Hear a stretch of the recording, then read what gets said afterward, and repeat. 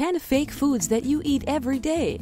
Just because the product you eat smells like a strawberry and tastes like a strawberry doesn't mean it actually contains strawberry. Sometimes you need to ask yourself if what you are eating is a real food or is it just a mixture of chemicals and artificial additives. If this is your first time visiting us, click the red subscribe button for more videos. Red velvet cake. It may look gorgeous, but red velvet cake doesn't come by its deep red hue, honestly. The color has no connection with the flavor. Most red velvet recipes call for liquid food coloring. Those who are sensitive to artificial colorings or are trying to limit their sugar intake would do best to avoid this sweet scarlet treat. Whitefish or crab? A California roll is purported to be avocado, cucumber, sesame, and crab. But order one at any run-of-the-mill sushi joint today, and you're likely to get a cheap variation made with crab sticks, imitation crab meat made by pulverizing white fish, such as pollock, and binding it with egg whites, wheat starch, and hydrolyzed soy. The resultant fish mush is shaped into sticks, while its exterior is dyed to resemble the meat of actual crab legs. That solid seafood mess with a day-glow red exterior, it's a dead giveaway. Simulated maple syrup. Real maple syrup consists of only maple sap, and it takes approximately 40 gallons of sap to produce 1 gallon of syrup. The more common mass-produced syrup sold at grocery stores is made of primarily corn syrup along with a hefty helping of artificial additives. Fruit snacks.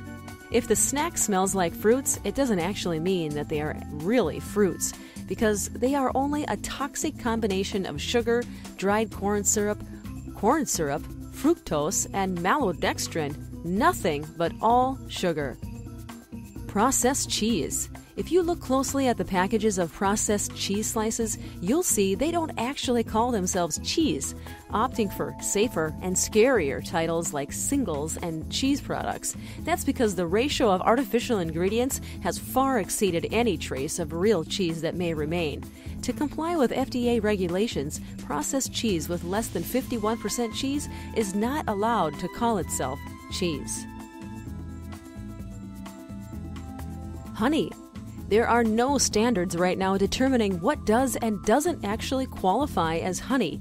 Weird, right? So places can sell honey diluted with cheap sweeteners, high fructose corn syrup, or illegal antibiotics and get no penalty for deceiving us. Truffle oil. Bad news for truffle fry lovers. You've actually been eating chemicals engineered to taste like truffles. Real truffle oil is just too expensive to make sense for most restaurants. Almost no truffle oil is real.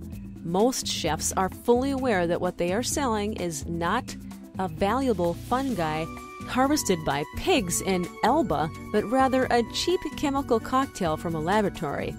The truth about truffle oil, while kept from consumers, is well known in the restaurant business. Crab sticks. At first glance, you will know that it's fake because real crab meat would not look as organized as that. Not a healthy source of omega-3 or anything but MSG, salt, preservatives, and other additives. Fake blueberries or blueberries? The greatest threat to fruit isn't the rise of the low-carb diet, it's fake fruit.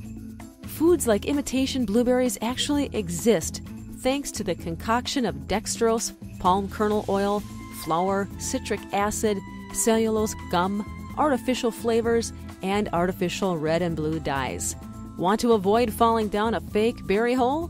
Then avoid labels of pancake starters, corn muffin mixes, and other dried goods that say they're made with imitation blueberries, in fine print, of course. Chicken nuggets. Usually chicken nuggets contain just 40 to 50% meat and have been battered and deep fried. The rest seem to belong to an industrial factory but not to a food retailer.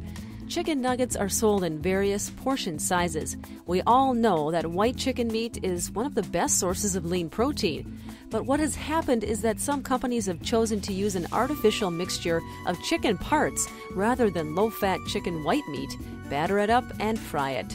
Chicken nuggets tend to have a high fat content because they are breaded and fried and are high in calories, salt, and sugar. In a world of constant admonitions to eat this and not that, it's hard to know what we're supposed to be putting into our mouths.